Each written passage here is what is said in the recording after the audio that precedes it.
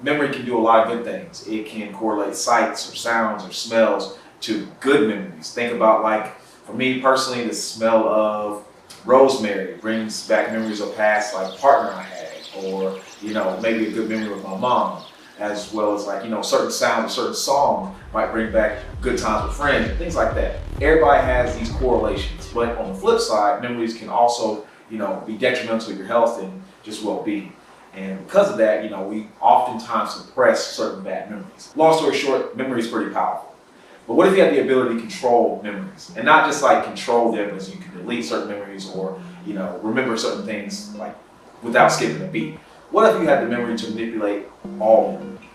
What's up, hello, and welcome. My name is Lou, and in today's video, we're going to be talking about memory manipulation. We're going to go over the goods, the bads, as well as the most interesting facts in regards to this power. We'll also be going over who I believe are the best and worst users in regards to memory manipulation, as well as covering my overall thoughts and opinions and getting to the rating and scores for this power. So with that all the way, let's stop kicking the tires and dive right in. So what is memory manipulation?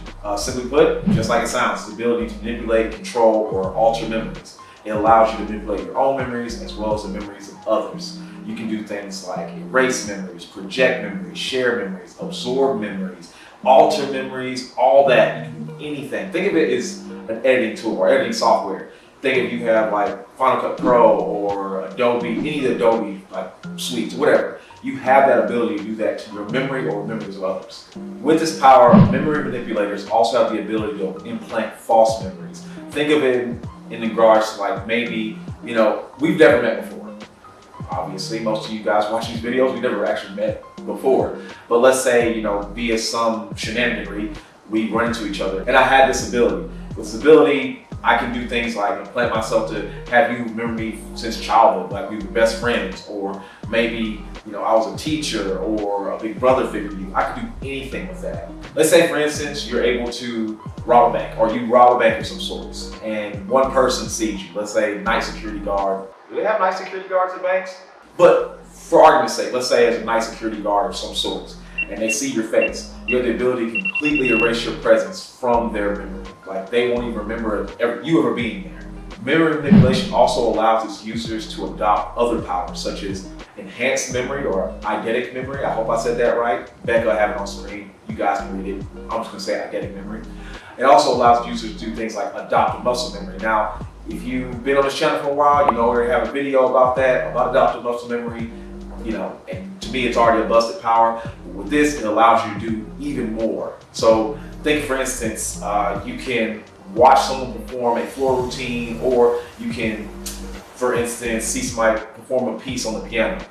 With the enhanced memory or memory manipulation, you can automatically learn how to do that. It's insane. Maybe not as crazy as adoptive muscle memory, but maybe with like slight learning curve, but you still have this capability.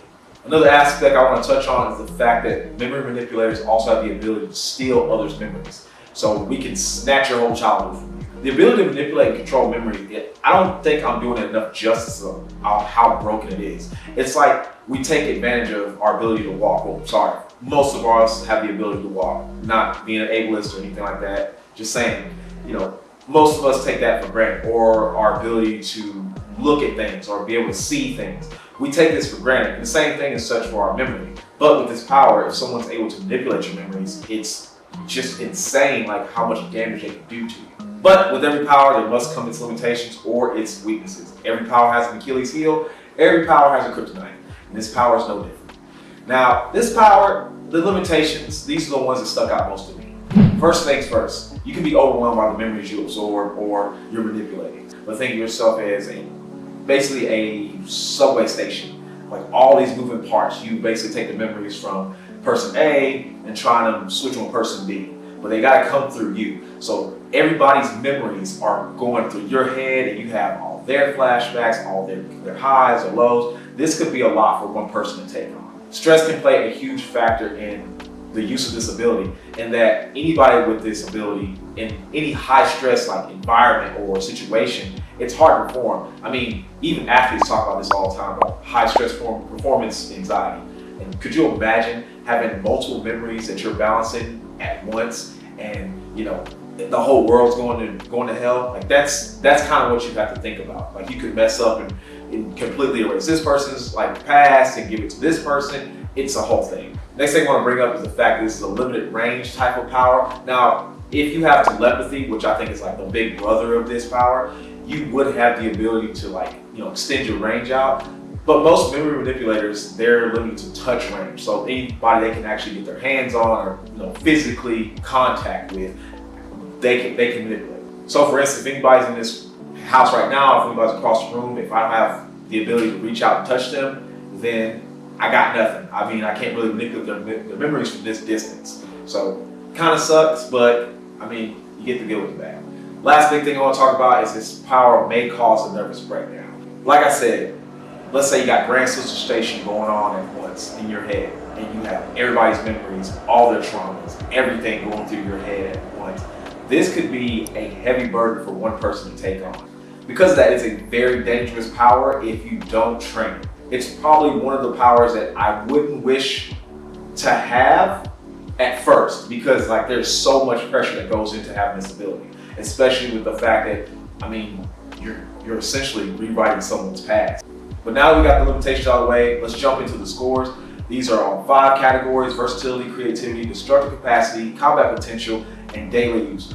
All these are based on my pure opinion. If you feel differently, please let me know in the comment section below. But with that being said, let's go ahead and dive in. First things first, versatility.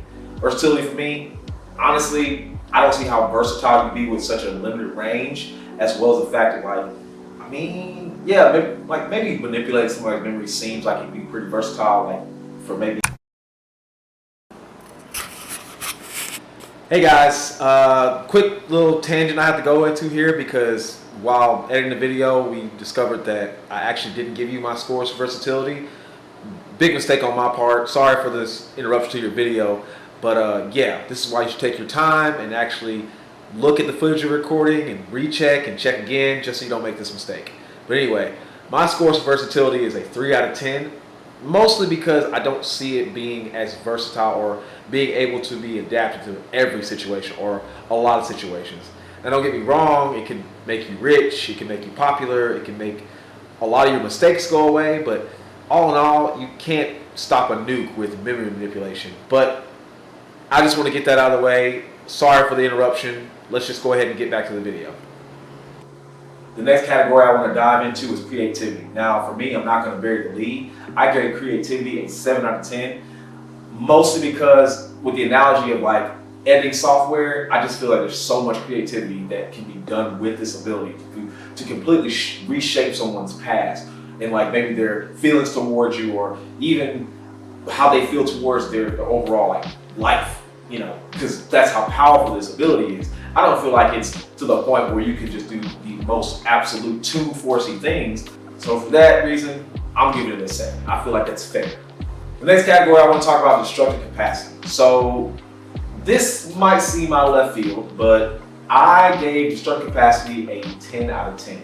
Now, my reasoning for that is, sorry, that's not what I gave it. I didn't give it a 10 out of 10, I gave it. The next category I want to bring up is destructive capacity. Now, for me, I gave destructive capacity a 9 out of 10. Simply put, the power that you have to reshape someone's entire past via their memories is insanely destructive. If on a mass scale, like you were able to touch the right people or just get close enough to the right people, that you can completely manipulate how they feel about themselves or others or just their life in general, is so busted. Like it's one of those like low-key powers that if you had it in real life and you just walked around, just nobody knew about it, it would probably cause like World War III. That's me personally, because we often forget how powerful our past or how much our past shapes us. Next category we're gonna bring up is combat potential. So you can erase memories, you can trap people with memories, you can steal memories, you can copy combat techniques, you can learn weaknesses that this person may have or anybody has. Yeah, it's gonna get a 10 out of 10 for me. I mean, you touch anybody, you essentially control. It's basically like mind control, let's be honest. It's basically a form of mind control to make them rethink everything. You can get in a conflict or a bar brawl with somebody, touch them once, and then like, you know what, it's not that big a deal. Maybe I should buy you a beer. Think about it like that. Like really, just think about it. Last category I want to bring up is daily use. Now, for me personally, I mean, I know I said every video, but I don't really stress it enough. Any power in the right hands can be really cool and really fun to have. Even if it's the learning curve on most of them are quite steep. But I don't know about you, but I have a lot of embarrassing memories I'd rather get rid of. And erase a lot of other people's memories. But that's beside the point. But for me personally, I'm gonna give it a 10 out of 10. That brings our scores to a 39 out of 50. This is a C+ ability. Now, I do feel like I was hyping up a lot to make it, for most of you guys probably thought it was an A or at least a B. But I just feel like the lack of adaptability in certain situations, as well as like maybe not the most crazy level of creativity, I feel like it drags it down just a bit. And the fact that it's still limited to range, I feel like a C+ is exactly what its power needs to be, honestly. Now we gotta talk about the best and worst users. We're going with worst is first. My worst user is any of the founding Titan shifters from Attack on Titan. Their power is super limited to the subjects of your mirror, and even when they manipulate those people's memories, they don't have complete control of them, because those memories can still be accessed via dreams, and they can even be broken out of those memories, and they don't have access to anybody else's memories outside of those subjects. So for that reason and limitation of their ability to manipulate memories, I just feel like that is just trash, honestly. For me, I mean, great series, but that's a trash power to have, like, right? That's kind of stupid. For me, the best user though is, and I hope I'm not butchering his name, Becca will have his name, his picture up here, it's Tsukishima from Bleach. I'm just gonna give you a rundown of what he can do. So he can manipulate memories, and he has it via his full bring ability, which is called Book at the End, which is basically a bookmark that he can turn into a sword. I know, super anime. But with the Book at the End, he has the ability to implant himself into your memories, as well as completely erase other people from your memories. He also has the ability to manipulate objects, inanimate objects. He can implant himself in the memories of the very ground that he's standing on to set traps. He can touch other swords or weapons and implant himself in their memories, or completely break down the power. He did this to Byakuya and his fight with him. Spoilers, sorry, but it was one of the most exceptionally broken things I've ever seen a character do. Like, I didn't even think memory manipulation was as like badass until I saw him use it, and I just like, dude, Tsukishima is the truth. I wish that he was around longer in Bleach, because he was just so cold, man. He was my favorite full bring. I'm pretty sure any Bleach fans out there, you can admit, like, Tsukishima was the truth.